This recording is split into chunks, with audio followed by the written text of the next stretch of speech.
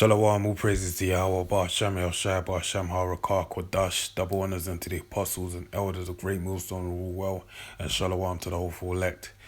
This is a biblical commentary on the book of Mark, the 5th chapter, and it reads, And they came over unto the other side of the sea, into the country of the Gardaenes, Gadarenes.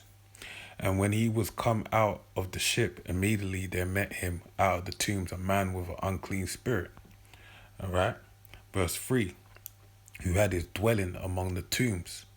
And no man could bind him, no, not with chains, because that he had been often bound with fetters and chains, and the chains had been plucked asunder by him, and the fetters broken in pieces, neither could any man tame him. And always night and day he was in the mountains and in the tombs crying and cutting himself with stones. Alright, so to unravel some of this, part and parcel with verse 3, it said it was dwelling in the tombs.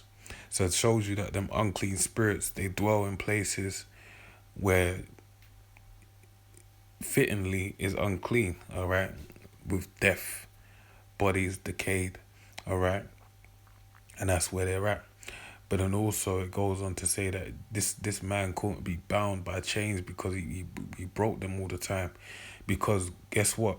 The left hand side has power like the right hand side has power. Okay? Yahweh Shai through the power of Yahweh Hashem, through the power of his father Yahweh, basically was endowed with great power. Okay? And there's power on the left hand side as well.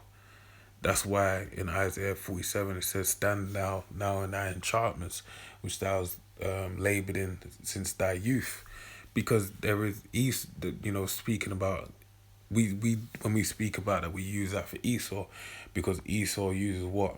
The power of Sodom and Egypt to basically power his kingdom.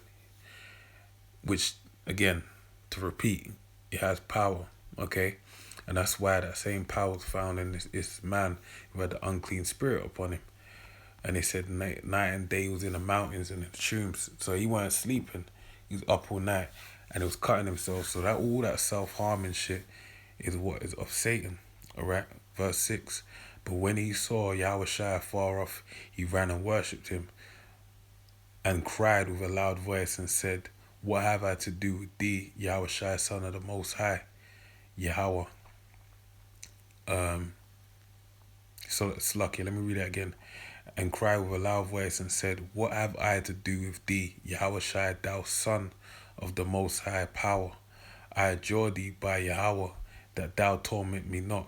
So look, hey man, this unclean spirit that basically was, couldn't be bound by no one, tormenting the people.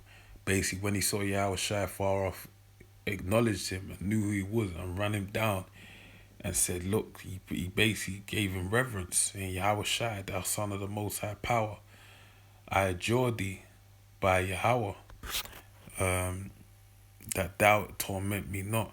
So he didn't want to get tormented by Yahweh Shai, okay? He said, just leave me be, please. All right, verse 8. For he said unto him, Come out of the man, thou unclean spirit. And he asked him, What is thy name? And he answered, saying, My name is Legion, for we are many. All right, so it wasn't just one, even though ultimately it was an unclean spirit, but it was many spirits that bound together.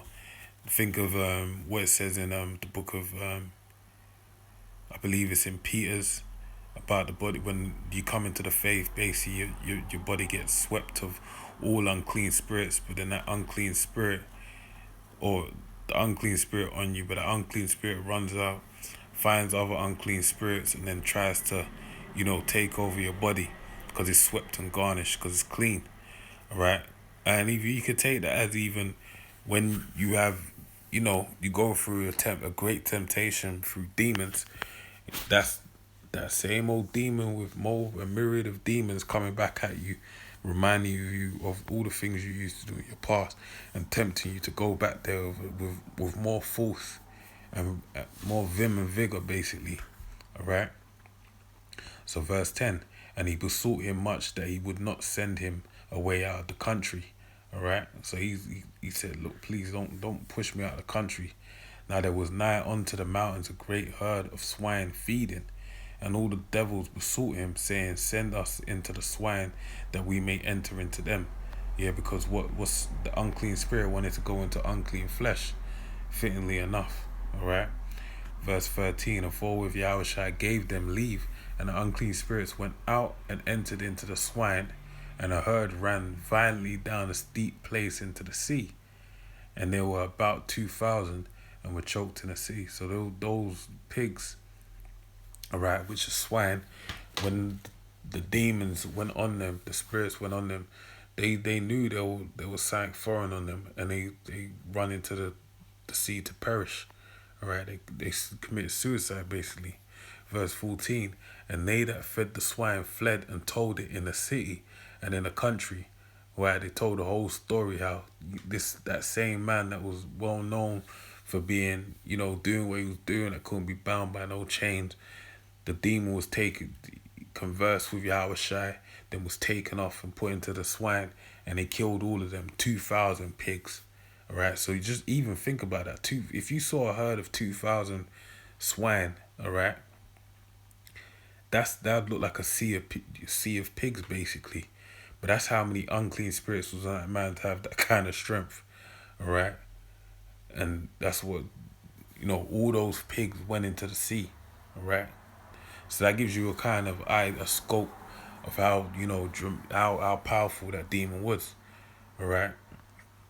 Verse 14, and they that fed the swine fled and told it in the city and in the country, and they went out to see what it was that was done, all right. So the people of the city came to see what was going on.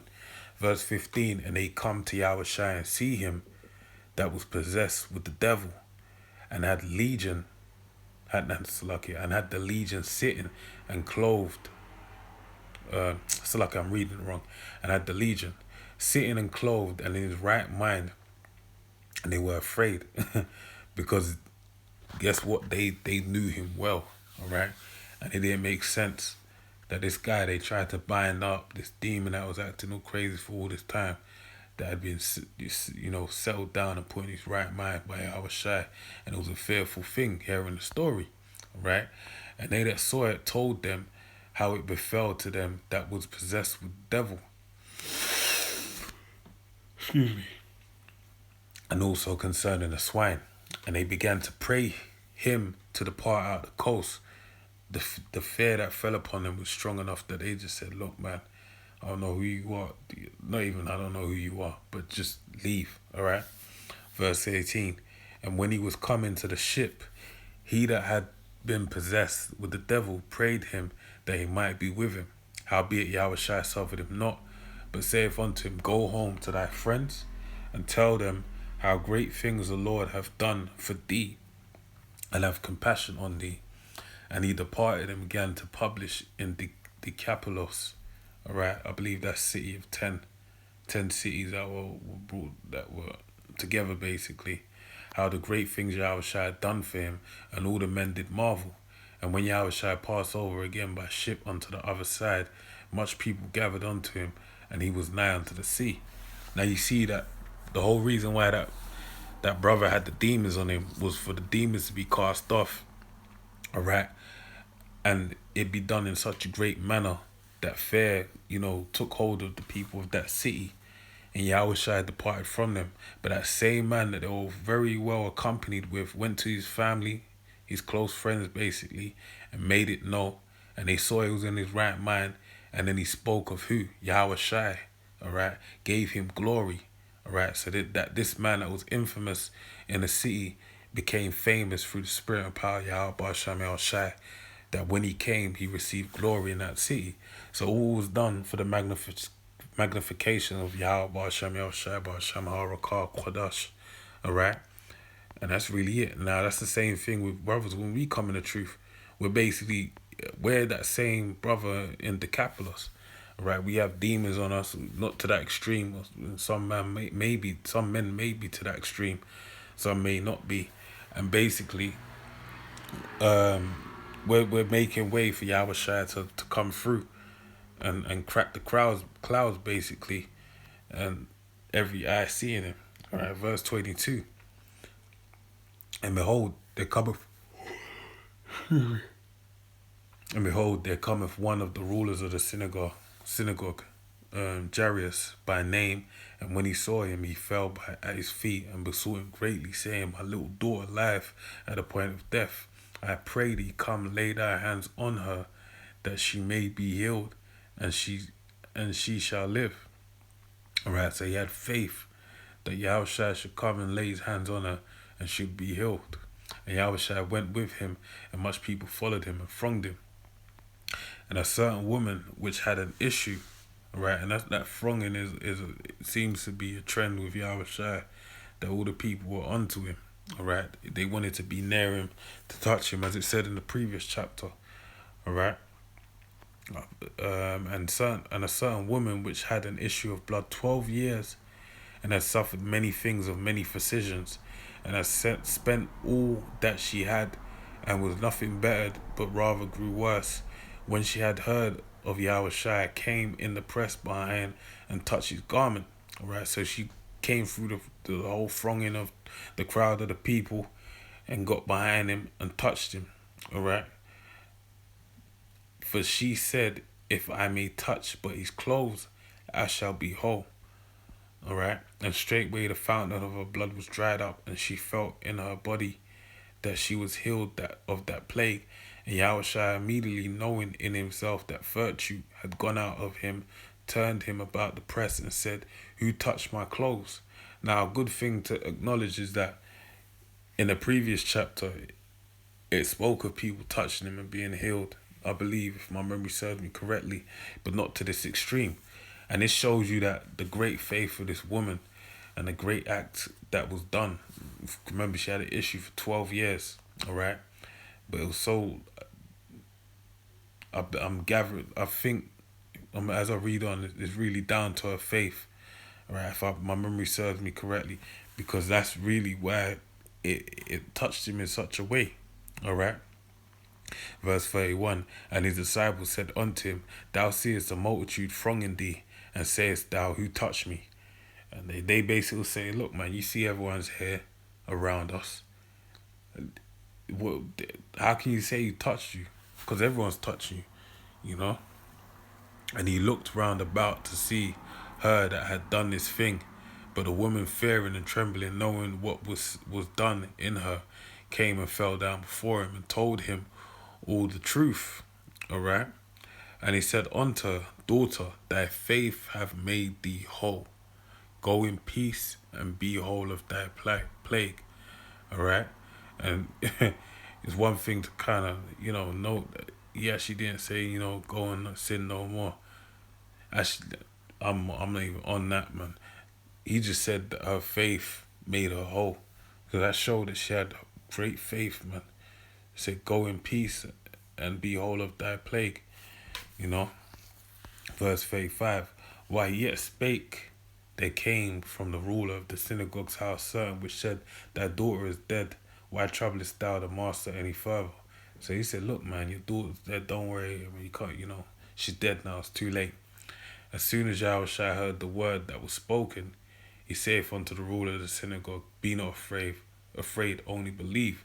Why did he say that? Because the guy who came to give ear unto the ruler of the synagogue basically said, lacked faith, didn't believe that Yahushua could heal the dead. Right? He just said, oh, she's dead, so it's just over, forget about it. But what did Yahushua say? He said, Be not afraid, only believe, have faith. All right? And he suffered no man to follow him save Peter and James and John, the brother of James. All right? And he cometh to the house of the ruler of the synagogue and seeth the tumult, and he wept and he wailed greatly. All right? And they were basically mourning. And when he was come in, he saith unto them, Why make ye this ado and weep? The damsel is not dead, but sleepeth. Alright? So that's Yahushua saying, what's going on, man? Just fall back. She's just sleeping for a moment, Verse 40. And they laughed him to scorn. But when he had put them all out, he taketh the father and the mother of the damsel, and them that were with him, the disciples aforementioned, and entereth in where the damsel was lying. And he took the damsel by the hand and said unto her, Talitha uh, Kumi, which is being interpreted, damsel, I say unto thee, arise. And straightway the damsel arose and walked, for she was of the age of 12 years, and they were astonished with a great astonishment. And he charged them straitly that no man should know it, and commanded that something should be given her to eat. Alright? Why give her something to eat? For her to give her strength.